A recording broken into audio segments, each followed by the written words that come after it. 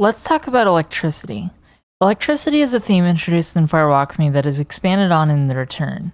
Hawk discusses electricity with Frank Truman when he discusses two fires on a cloth that he has.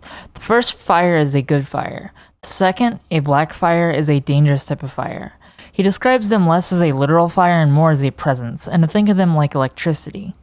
Electricity is an important part of the fabric of reality. It's woven into the natural world through thunder, static electricity, electrons, and various other little ways in which electricity is a part of our lives. But it's also vital to our technology. Much like fire, humans take electricity and harness its power to provide us with necessary aspects of living. We use electricity to power so many things in society, most obviously light bulbs, but also air conditioning, heating, computers, our consumption of art via VHS tapes, DVDs, Blu-rays, vinyl records, CDs, etc. Our life is inherently shaped by the role that electricity, as harnessed by humans, plays in day-to-day living. Life wasn't always like that, of course, and electricity as we know it is a very modern invention. In a very short amount of time, we went from barely even comprehending what electricity was to using it for all of our sources. Electricity, like fire, is neutral ethically. It's how you use it. You can use fire to create or to destroy, and similarly, you can use electricity to create or destroy. Now let's discuss it in the context of Fire Walk With Me. Laura has a weird relationship to the fan in the hallway of the Palmer house. She appears to be extremely bothered by it, and hears Bob speak to her through it, saying that he wants to taste through her mouth. It's not a detail that's given too much emphasis, but Leland sexually assaults Laura, and during the scene where he does, immediately prior, he turns the fan on. The sound of the fan is on while Laura is being assaulted, and it could be inferred that he does this on a regular basis, given that he drugged Sarah prior, as if this is a common thing for the family. The fan is, quite literally, a trigger for Laura. That's why she reacts so strangely to it. She's traumatized by Leland's abuse, and she associates the fan with her abuse. Not only is the fan on when he's assaulting her, but the fan is also one of the things she has to see before she goes to her room every day. If she's going up to her room at night only to be periodically assaulted by her father, then the fan is always a reminder of that fact. It's a trigger. And not only is the fan powered by electricity, but it appears in the series that the fan is a conduit for Laura's trauma, that the electricity sort of absorbs her trauma and weaves itself into the world. That's kind of abstract, so think about it this way. If the bad fire is a bad electricity, a bad source of energy, then Leland using the fan, potentially to help cover up the sound of Laura's abuse, is contributing to this bad fire. The bad fire represents destruction, specifically destruction brought on by human cruelty. So too does electricity sometimes come to represent destruction brought on by human cruelty. Certainly, the electricity that powers Laura's home is a thing that allows Leland to abuse her. I'll elaborate on this in a further section, but because electricity is an omnipresent force in modern American life, electricity is a necessary component of the good that goes on in the Palmer home, and the bad. Electricity helps fuel the way of life in suburbia that Laura is being harmed by and that eventually killed both her and Maddie. Laura is a victim of a modern world that relies on electricity in order to function, so despite electricity's good qualities, its usage for destructiveness and exploitation, as in the case of the Palmer household, is why it comes to represent trauma and be a conduit for trauma and cruelty in her life. This is why Bob speaks to her through the fan, because the electrical current isn't just a coincidence, it's a binding presence of the entire sociological and spiritual circumstances to which Laura belongs. She couldn't be where she is without it, and so because it's being used for evil, it's being inhabited by evil forces. We'll get to that in a later section, though. Electricity can be a good or a bad thing, but in the context of Fire Walk With Me, it's mostly used to enable an abuse dynamic and thus reflects the Black Fire's destruction of the natural world. A force that binds our lives together being used for evil means that the evil comes to permeate our lives. It's almost as though the cruelty of Leland lines the walls of the Palmer house, that it seeps into the very materials that make up the house. At least that's how I read it. Not all is lost, however, and it's noteworthy that Laura sees an angel at the end of the film after her death, and sees what appears to be flashing lights, potentially the flashing lights of electricity. Given that we know that electricity is a neutral source of energy that can be used for good or evil, this electricity can be interpreted as a sign of hope and life, that Laura has found peace because she's transcended the cruel world that she was forced to live in. The ending is ultimately a happy ending because it gives Laura a sense that she won't have to suffer any longer, and the ending uses the imagery of electricity to suggest this. I don't want to stray too far into the meta themes here, but I will also add that electricity as a binding presence in our lives is also true to the show itself.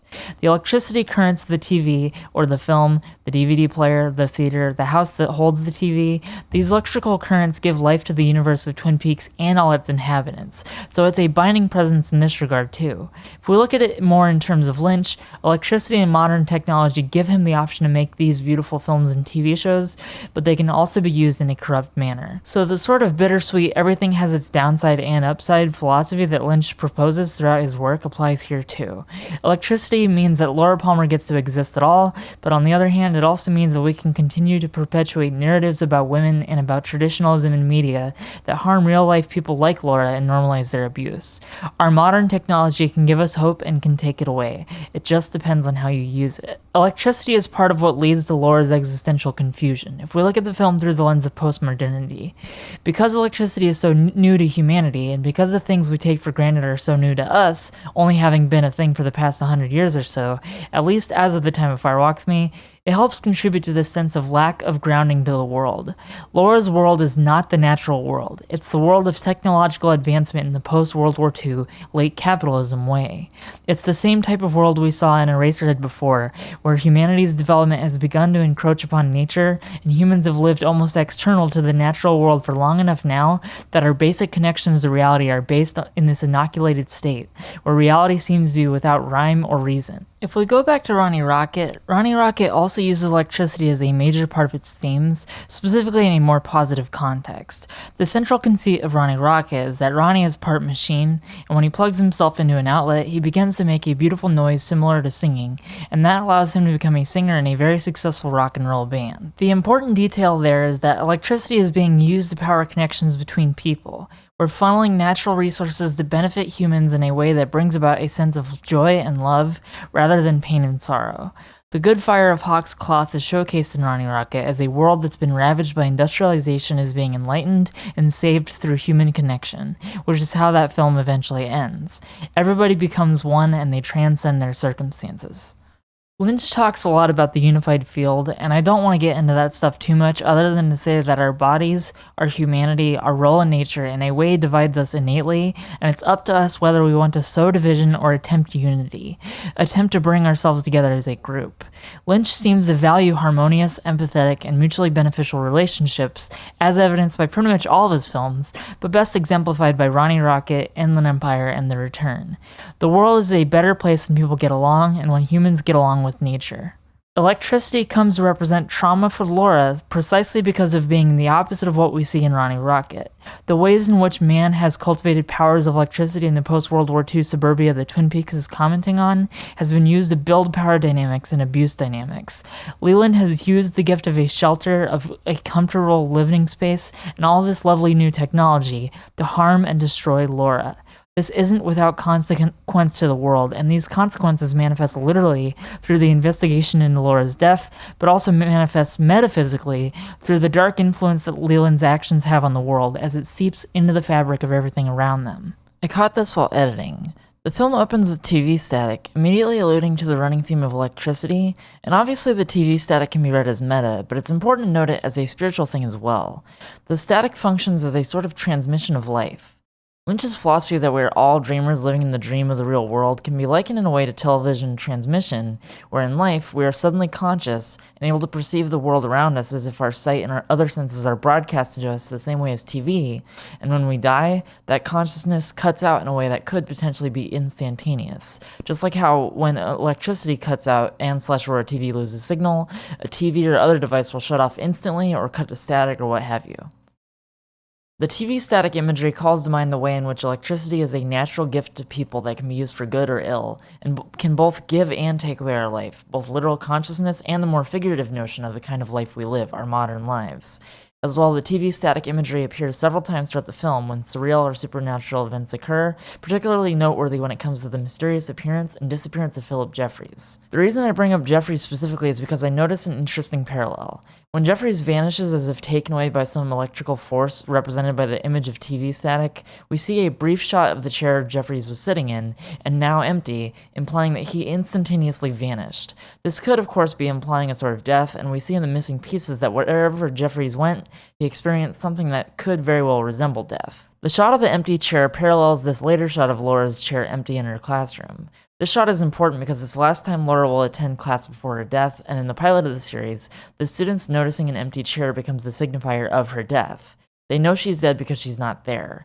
Just like how Jeffrey's empty chair suggests that he's dead, so too does Laura's suggest the same. This is an interesting parallel in its own right, but I want to go an extra step and incorporate it into the information about the TV static and cutting out of the TV in the opening of the film.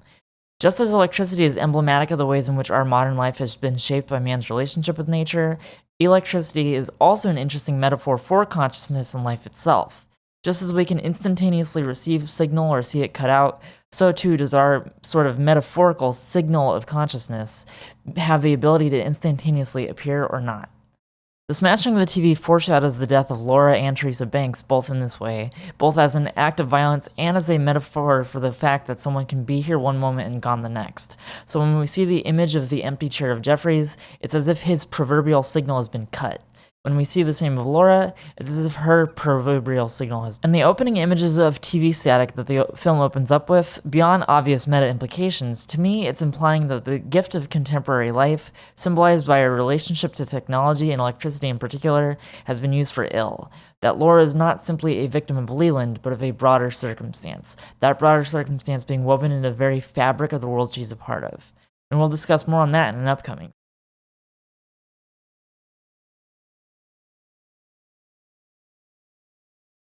The Jade Ring is another new element introduced in Fire Walk With Me that, at a first glance, is one of the more seemingly important pieces of the lore. Indeed, the Jade Ring has a lot of things to discuss of interest, so let's discuss it. First, let's establish what the lore appears to be based on the series. The Jade Ring seems to appear before people's deaths and either signifies their doom or protects them from something, it's not quite clear what. We see it a number of times. Let's round down all the ones I can. In Fire Walk With Me, we first see the Jade Ring on Teresa's finger in a picture. We later see it under the Chalfont trailer as Chet reaches for it and disappears in the process. We see it later in the Black Lodge as the arm shows it to Dale. Dale warns Laura, don't take the ring. As well, the arm references it in the place above the convenience store when he says, with this ring I thee wed. In a deleted scene when Annie exits the Black Lodge, she's brought to the hospital wearing the Jade Ring when a nurse takes it from her. Mike has the Jade Ring when he shouts at Leland. Later, he gives the ring to Laura right before her death. In the return, Dougie has the Jade Ring before he's brought back to the Black Lodge.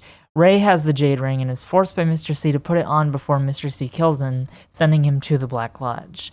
At the end of the return, Dale puts the green ring on Mr. C after he's shot, which causes him to be sent to the Black Lodge. So for the most part, the ring seems to transfer people to the Black Lodge. I guess this is valuable in terms of the lore, because prior we knew only that people could enter the Black Lodge via the entry point at Glastonbury Grove.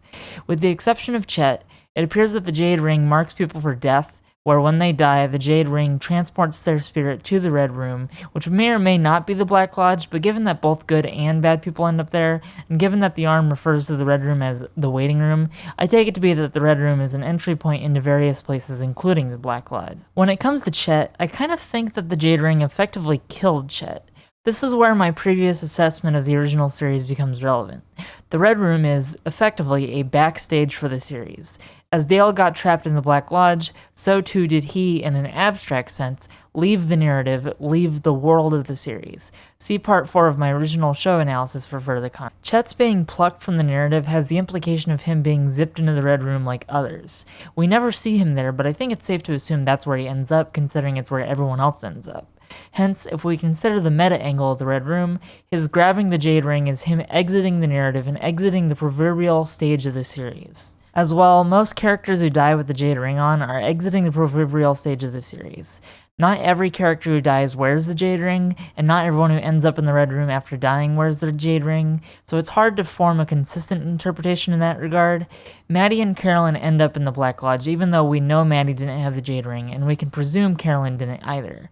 Several people die in the return without a Jade Ring, so that gives a different significance to the deaths of Ray, Mr. C, and the original Dougie Jones. So the way I approach this is like so.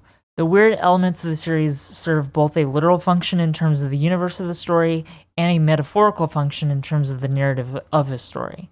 I've said before that the weird elements of the series aren't so much symbolism as signifiers, meaning that they're Occurrence in regards to something specific signifies a connection between the two.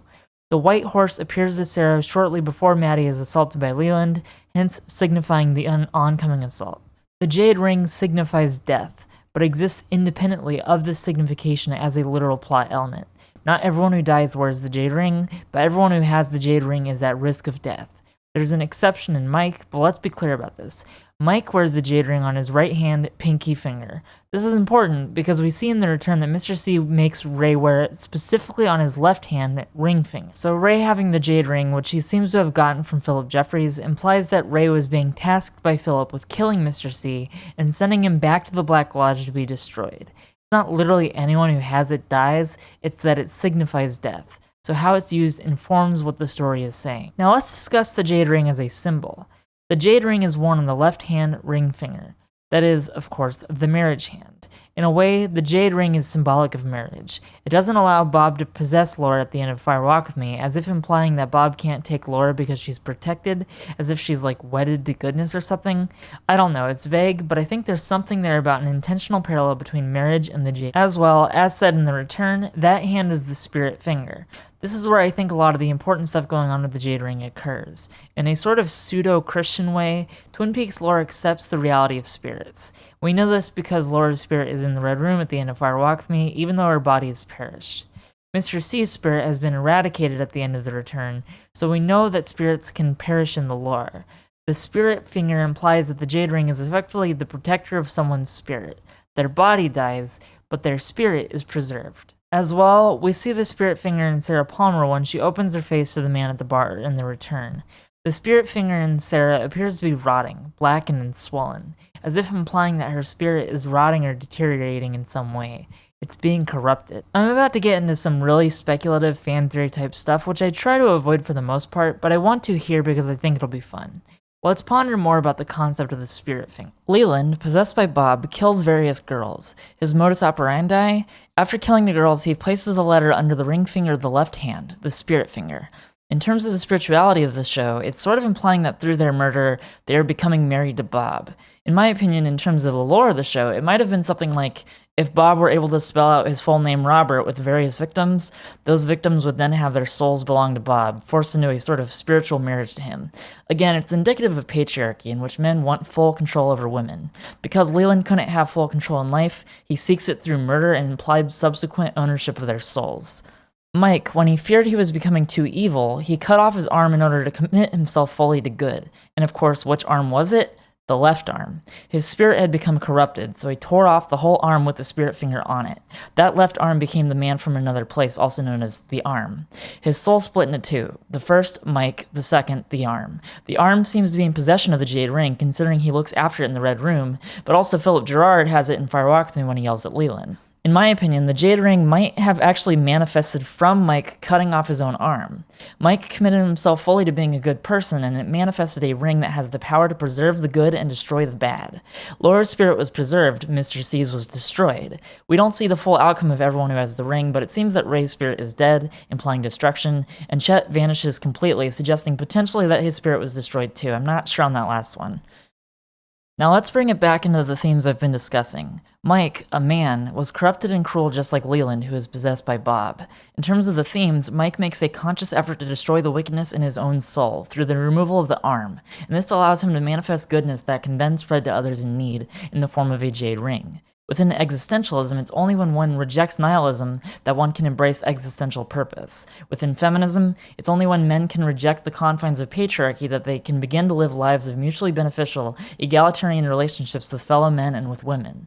Bob fears the jade ring because the jade ring is the proverbial good fire to contrast with Bob's black fire. It is the effect of goodness in the world and preservation of the goodness of the world. Spiritual well-being and preservation of goodness is the way to destroy wickedness, corruption, and cruelty. And so the ending of Fire Walk With Me when Laura dons the jade ring is basically saying that Bob can destroy her body but can't destroy her spirit. A running motif in the show, which was started by other writers but carried over into Fire Walk With Me in The Return with Lynch back at the helm, is the idea of something going wrong with someone's arm.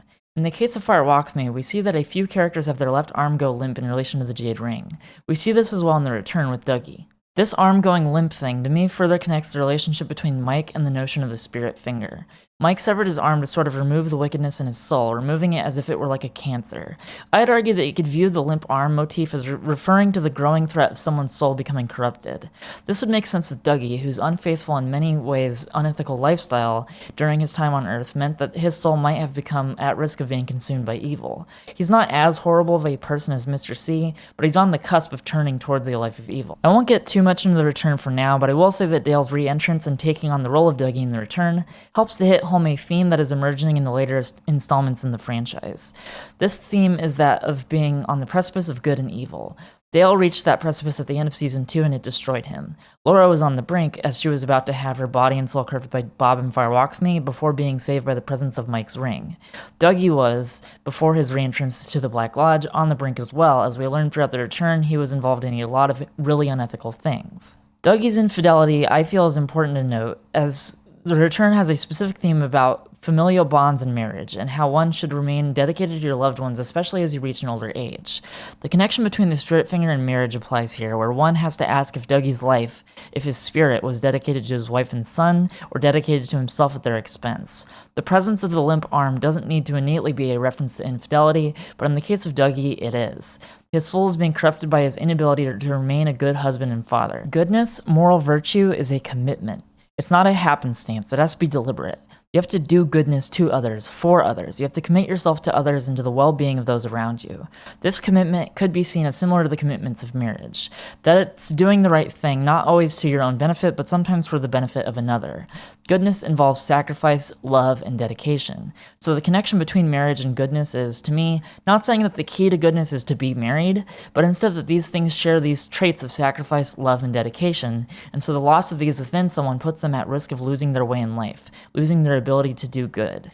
The limp arm is, to me, an indication of someone's soul being at risk of losing that which makes them good.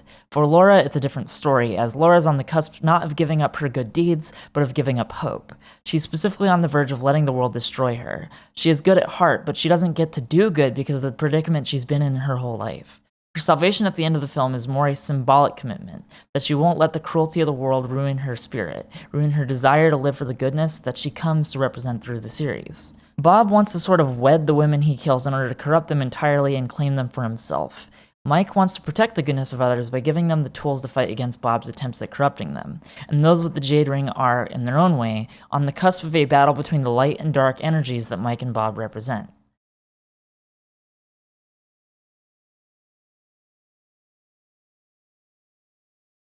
One of the biggest themes of the Twin Peaks series doesn't start to really blossom until Fire Walk With Me, and it finds its greatest relevance in the place above the convenience store. People have talked a lot about the content of the scene that takes place in the place above the convenience store, but I want to call attention specifically to the location itself.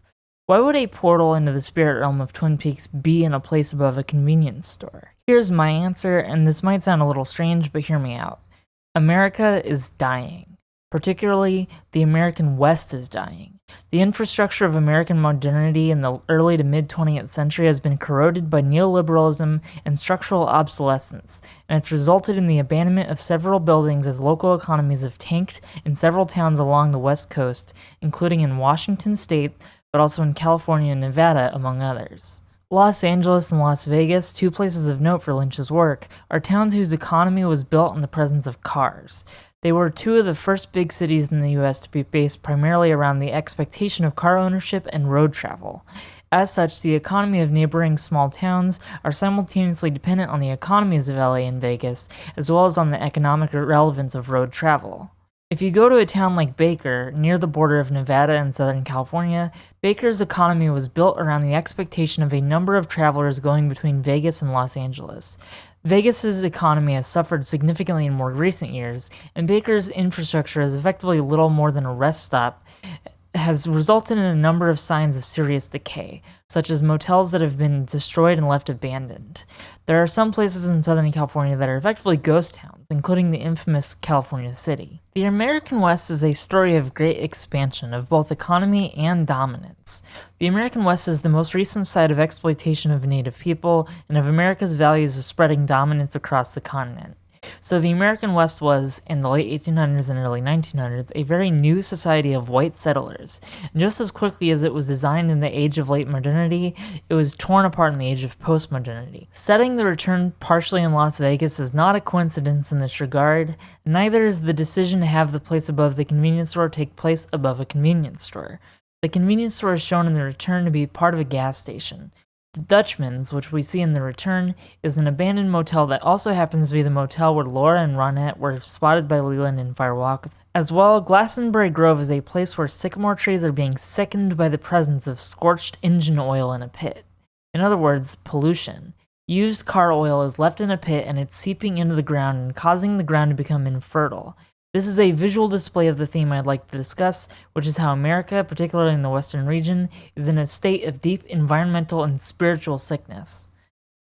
All of the entry points into the spirit realm of Twin Peaks, such as Glastonbury Grove, the Dutchman's, and the place above the convenience store, are places associated with the economy of road travel in the American West, beginning in the 1920s and continuing to expand well into the 50s, and eventually beginning to decay in the 1980s, and especially in the 2010s after the 2008 market crash, which is partially relevant to the return.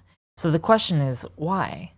Well, because one of the major themes of Twin Peaks is that the spirits we see are not spirits of old. They're spirits of the new world, the world of Western expansion, colonialism, and capitalism of the early to mid-20th century.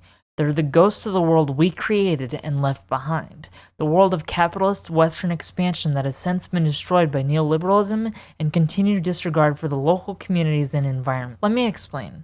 None of the spirits we see in the series, except for Judy, which I hope to discuss in the return, are old spirits. In fact, we can point to Judy as evidence that in the canon of Twin Peaks, there is such a thing as an old spirit. Look at Bob, for example. Bob was born during the atomic bomb test of the 1940s. And what about the arm? The arm was born when Mike cut off his arm in order to renounce his evil nature and become good. Sociology has a theory called symbolic interactionism. The idea behind symbolic interactionism is that the mundane, day-to-day interactions that people have generate a sort of symbolic meaning due to the ways in which they suggest aspects of our culture to us. An example might be how people use public restrooms not just to use the bathroom, but to hold conversations with people of the same gender as themselves. In this way, the public restroom becomes a gendered space for socializing, and our understanding of the restrooms as a social symbol reflect our understanding of the space as a socializing space. Our behaviors are a reflection of our culture, our values, and our environment. So if we look at Twin Peaks, the show, we see the day-to-day goings-on of the town. We see this dark side of the town with drug and sex trafficking, murder, exploitation, and cruelty. We also see the bright side of the town, with an appreciation for the finer aspects of the mundane, such as good food, good conversation, and unique personalities who mean well. The spirits of Twin Peaks are a reflection of how Twin Peaks conducts itself as a town, and they're specific. Bob is a reflection of Leland's misogyny, his cruelty towards his family, and his active complicity in the exploitation of the local town by Ben Horn and his business endeavors. The arm is the sort of inert evil left after Mike committed to being good. The spirits in Firewalk with Me are, in my opinion, spirits emanating from the sickness of the town itself.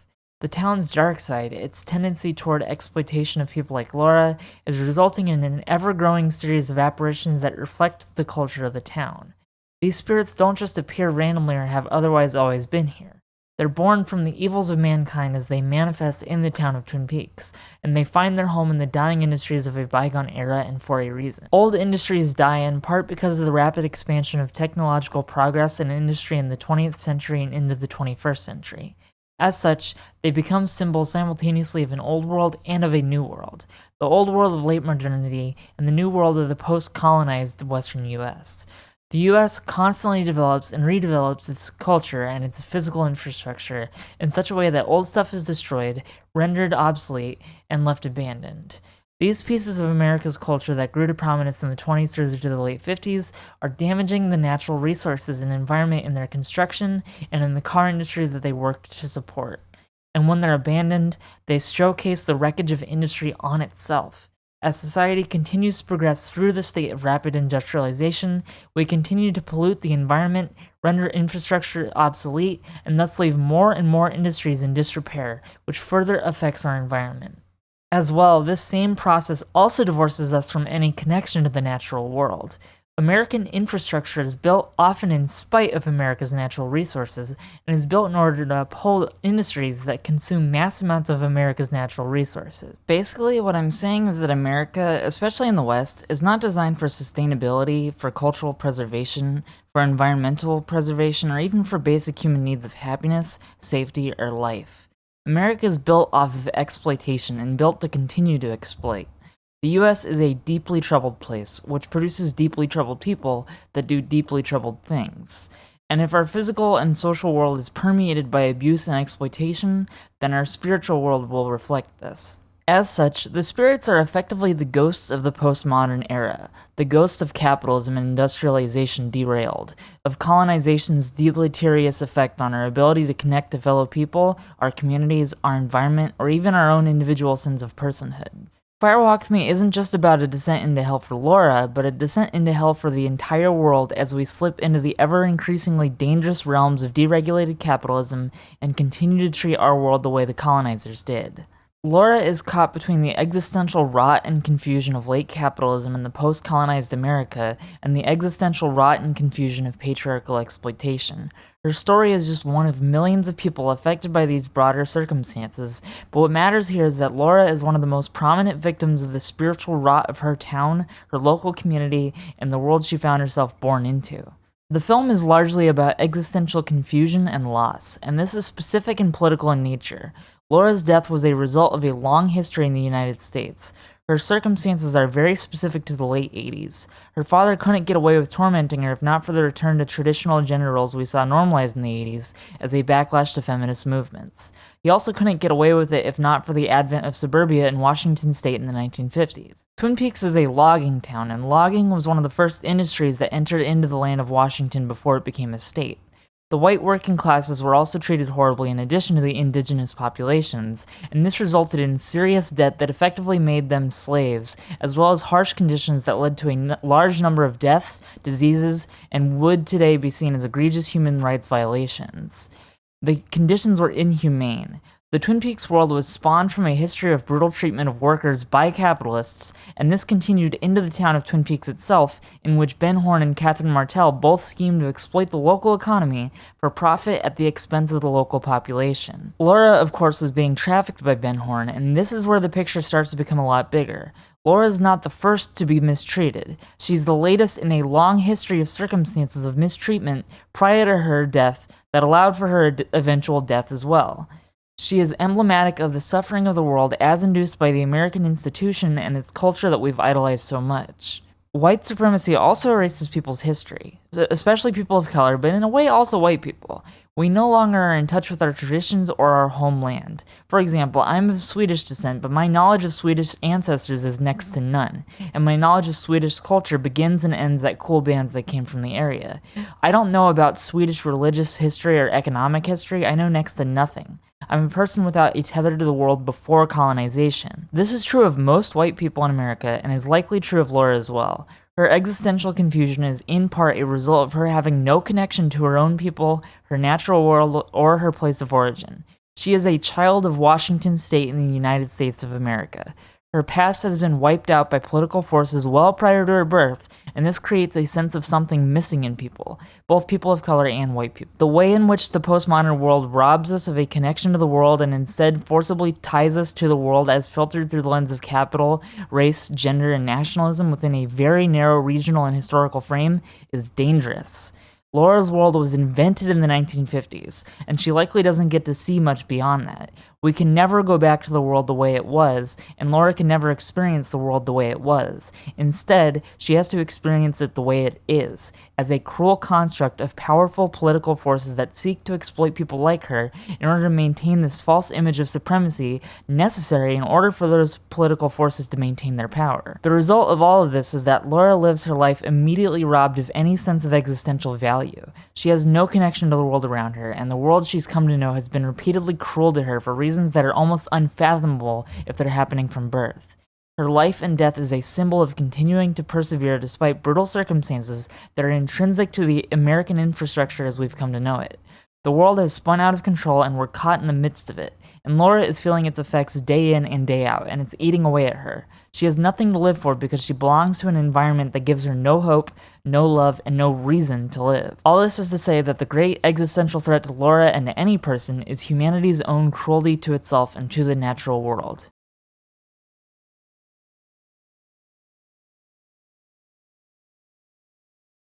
The decision to set Twin Peaks in Washington state is of note. As I said, Washington is an economy rooted in the logging industry. This means that, unlike the Southwest, which had much more reliance on a fleeting industry involving road travel to big cities like Vegas, and much less of a connection to natural resources, Washington had a more reliable industry in logging. Washington's economy is much more dependent on its natural resources, which simultaneously means that it's a beautiful, spacious place with trees as far as the eyes can see, but it's also resulting in large campaigns of deforestation in order to continue to meet the demands of industry. In this way, Washington represents both sides of a dichotomy between our connection to and disconnect from nature. The beautiful Douglas firs that Cooper is obsessed with are evidence of Washington's natural resources still being plentiful, but at the same time, the rot of U.S. capitalist expansion has made its way here as well. This is why towns such as Twin Peaks and Deer Meadow can exist in the series and both look so different and yet be set in the same state. The dualism of good and evil that people speak of in Lynch's work, that's not just for its own sake. It's also about political, social, cultural, and interpersonal good and evil. Goodness is environmentally conscious, which we see in Season 2 of Twin Peaks with Ben's attempt to save the pine weasel when he turns good. Cruelty is environmentally destructive, as is implied by the black fire that Hawk speaks of in Season 3. So effectively, the broader point of the series is that our connection to the natural world and fellow humans and fostering empathy, communal well-being, and environmental preservation will bring about spiritual goodness, and failure to do so will bring about a spiritual rot that may kill us all. In this way, Twin Peaks is about colonialism, postmodern industrialization, and climate change. Just as Twin Peaks exists on the cusp of our natural world and late industrialization, it also exists on the cusp of the old and new cultures of late modernity and postmodernity. Small-town America, especially in the West, is simultaneously of an old way of life and a new way of life, having to adapt to changes in industry while also maintaining local economies that are rooted in older forms of industry.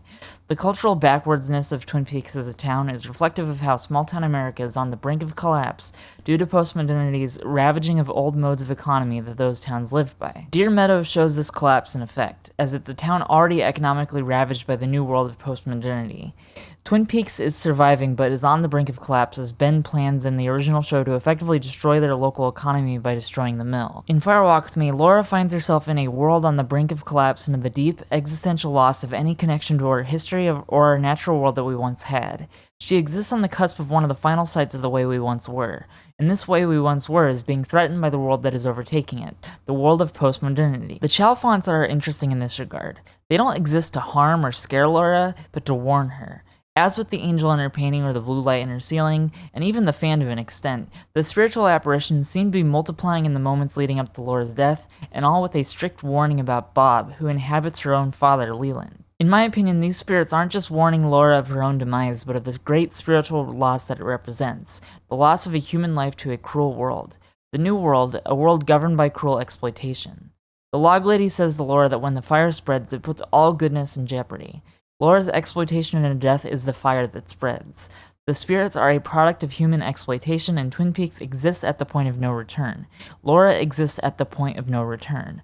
A world in which we can never go back to the way we once were before colonization, before industrialization, and before neoliberal ravaging of economy, environment, and humanity. If you're wondering why the tone of Fire Walk with Me is so much more bleak than the show, it's because the film is about Laura's last days as part of a bigger world of existential confusion provoked by being the child of a particular set of circumstances in America's history and culture that come to represent the major threads that run through the deeply troubled way in which America has treated the people who live on this land, particularly the marginal. Now, the town of Twin Peaks represents a counterpoint in a way. Twin Peaks is a beautiful place, and it's a place with an attachment to the old world of the 50s. It's rural, it's not hyper-capitalist, it's communal, and it has a lot more nature than, say, the nightmare version of Philadelphia we see in Eraserhead. Twin Peaks is very similar to the 50s in that prior way of living in America. I've said before about how Lynch's work is very critical of the rise of conservative movements in the 80s. I think Lynch is very skeptical of the 50s in his work, but the 50s itself sort of exists at a delicate balance between the old and the new. This was before the complete deregulation of capitalism that begun in the 1970s and really was brought to a head in the 1990s. Twin Peaks as a symbol of the old way of living is partially negative but partially positive as well. Specifically, the fact that the 50s was pre-deregulation is important because it meant that there was still a natural world to hold on to. Twin Peaks' problems are that which destroys the natural world and its inhabitants, including people. Twin Peaks as a town also offers hope that we could end this and return to a more neutral state. Living honorably and giving back to one's community so that all can mutually prosper is the promise of the 50s image of America, but the exploitation of natural resources, of women, of people of color, and of the working classes, and of our connection to nature is what threatens these things. We can't have a truly prosperous America if we value that which destroys us. We have to value that which brings us together and makes the world a better place. Basically, what I'm getting at is that Twin Peaks existing on the threshold between old modes of living and new is a microcosm for America as a whole. The culture of America in the 80s had a fascination with 50s traditions, and Twin Peaks' success as a show is partially a result of this cultural fascination. But the town is meant to be a reflection of America's culture more broadly. Underneath the glistening glamour of tradition is a deep cultural and spiritual sickness. Twin Peaks is the glamorous image that Reagan and his ilk put forth around American traditionalism and right-wing politics, but the seedy underbelly that killed Laura are the dark secrets that Reagan and his ilk were obscuring in their cultural campaign. And now let's bring it back into the meta. Television was becoming deregulated in the 80s as TV shows were allowed to advertise more regularly to everyone, including the children. TV stations were often owned by conservative capitalists who worked with Reagan and were involved in political interest groups to promote right-wing principles and agendas, including anti-abortion and anti-separation of church and state policies. TV was part of a mass campaign to convince people to adopt conservative, Reagan-esque principles. Twin Peaks, as one of the most popular shows, with its popularity defined specifically by the act of violence against Laura Palmer, was in a way a commentary on TV as it had become in the 1980s, specifically the way in which TV promoted traditionalist values. Laura's death, in my opinion, was meant to eventually reveal the problems of American traditionalist culture that was being promoted by most other TV shows of the time. You've seen it. Shows like Married with Children or 21 Jump Street, shows which basically served as a front for Republican values. The cultural circumstances that a work of art exists under always directly impacts its meaning. Always. But like I said in my original show analysis, Twin Peaks had a more self-conscious relationship with these things, toying with the meta in a way via subtle nods to the unreality of the show, including the Red Room using red curtains a la theater stage curtains, implying the Red Room to be a sort of backstage of the universe of Twin Peaks. In my opinion, the Red Room is sort of a portal between Twin Peaks and other worlds, including our own world. The Red Room is an acknowledgement of the fourth wall without breaking it in this regard. The fact that the spirits seep into the world of Twin Peaks from the Red Room, which as I said I think of as the backstage of the series, sort of implies that the spirits seep in from our world, as if our world has an effect on the show. Again, as I said in my original show analysis, Twin Peaks uses Deus Ex Machina storytelling with the supernatural events in order to reflect production changes and motivate the major mysteries of the series simultaneously. I would also expand it to saying that the supernatural entities are a reflection of our real world, and their real-world origins, such as the atomic bomb, should cause us to reflect on their relationship to real-life circumstances. In a sort of meta-fictional sense, it feels as though Twin Peaks' spiritual decay is seeping into the world of the show from our actual world, as it's a reflection of our world, being a TV show like others of its kind. Just as other shows reflect Republican values in a largely positive light, Twin Peaks reflects Republican values in a largely negative light. What's happening to Twin Peaks is what we, in real life, are doing to America, to people, and to media. Meta themes are always hard to discuss in media because when it's not directly stated in the text, it's easy to apply to anything. This is sort of my problem with that Twin Peaks Explained video. His approaching to understanding the meta themes of Twin Peaks can easily map onto any other work of fiction, and it would still be as much a part of the text. So let me clarify. Lynch is undeniably meta at times. He's not always meta, not everything he does is a metafiction. Undeniably, Rabbits is meta, the Club Silencio scene in Mulholland Drive is meta, Inland Empire is meta, and while this one is more debatable, it's important to note as well that Dumbland is probably the most overt example of Lynch using a particular style of fiction in order to comment on that style, and in the case of Dumbland, it's the generic sitcom formula that was popular in the 80s and 90s. Dumbland takes after Twin Peaks in this way, where Twin Peaks was partially a satire of its own medium and the various genres it pulls from. But Twin Peaks isn't wholly meta.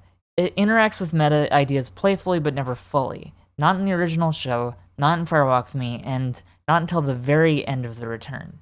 Understanding Twin Peaks as a whole body of work start to finish requires understanding the films that came after Fire Walk With Me, and most especially Inland Empire. But what's important about Fire Walk With Me is that it lays the groundwork for the broader meta themes that the return finally brings full circle. I'll get there when I get to the return, but when the fireman says, "It is in our house now," I interpret this to mean something very scary and sinister. The black fire that Hawk alludes to, the same black fire that the log lady speaks of in Fire Walk With Me, it has left the world of Twin Peaks. It's in our actual world, the real world. The fireman isn't speaking to Dale alone, he's speaking to us, just as the fireman was speaking to us when he said it is happening again. In a way, the way I read Fire Walk With Me and The Return, which are great companion pieces in terms of their themes, is that Fire Walk With Me is about the cruelty of our world seeping into the world of Twin Peaks, and The Return is about taking us, the audience, out of the world of Twin Peaks and into the real world, where the cruelty that we see depicted in the fiction of the show is becoming more and more part of our real world. The black fire that destroys us is spreading past the media and into our own world. I want to make a note as well that this idea will be very important as well to understanding Lost Highway. Thanks for coming with me on this micro journey into a very dense interpretation of Fire Walk With Me. There are two things I'd like to talk about from here. In the last section, I want to wrap things back around to Laura Palmer because I really do think that she's very important in the series' meaning and its emotional weight. In the next section, I want to talk about Garmin Bozia. Not because I think it's the most important weird detail of the film or anything, it's certainly important, but the reason I want to talk about it so late into the video is because my interpretation of what Garmin Bozia is all about makes a lot more sense if I first get to the themes of colonization and capitalism within the film.